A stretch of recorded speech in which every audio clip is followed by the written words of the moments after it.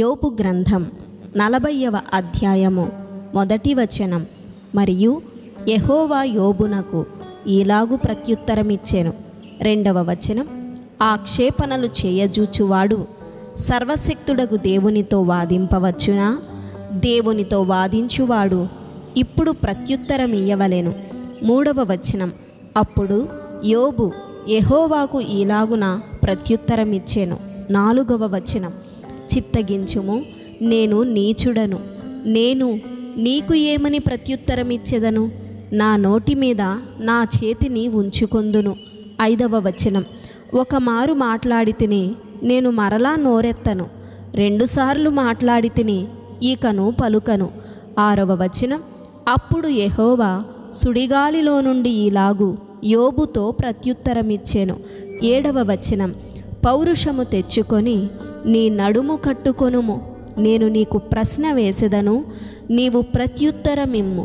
8వ వచనం. నీవు నా న్యాయమును బొత్తిగా కొట్టివేసెదవా? నిర్దోషివని నీవు తీర్పు పొందుటకై నా మీద అపరాధము మోపుదువా? 9వ వచనం.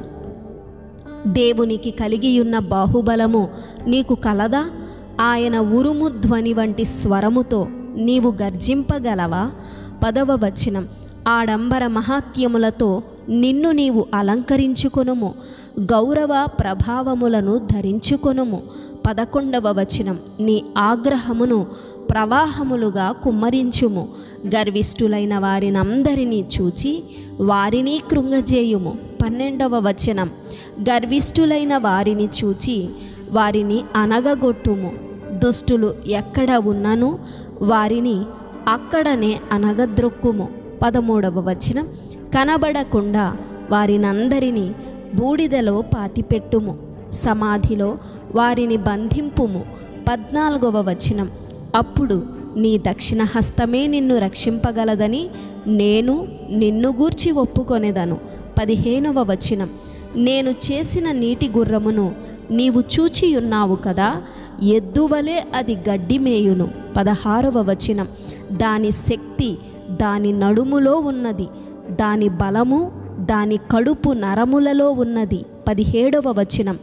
దేవదారు చెట్టు కొమ్మ వంగునట్లు అది తన తోకను వంచును, దాని తొడల నరములు దిట్టముగా సంధింపబడి ఉన్నవి. 18వ వచనం. దాని ఎముకలు ఇత్తడి గొట్టముల వలె ఉన్నవి, దాని ప్రక్కటెముకలు ఇనుప కమ్ముల వలె ఉన్నవి. 19వ వచనం. అది దేవుడు సృష్టించిన వాటిలో గొప్పది, దాన్ని సృజించిన వాడే దాని ఖడ్గమును దానికిచ్చెను. 20వ వచనం. పర్వతములలో దానికి మేత మొలచును, అరణ్య జంతువులన్నీ అచ్చట ఆడుకొనును. 21వ వచనం. తామర చెట్ల క్రిందను జమ్ముగడ్డి మరుగునను పర్రలోను అది పండుకొనును. 22వ వచనం. తామర చెట్ల నీడను అది ఆశ్రయించును, నదిలోని నిరవంజి చెట్లు దాన్ని చుట్టుకొని యుండును. 23వ వచనం. నదీ ప్రవాహము పొంగి పొర్లినను అది భయపడదు, యోర్దాను వంటి ప్రవాహము పొంగి దాని నోటి యొద్దకు వచ్చినను అది ధైర్యము విడువదు. 24వ వచనం. అది చూచుచుండగా ఎవరైనా దానిని పట్టుకొనగలరా?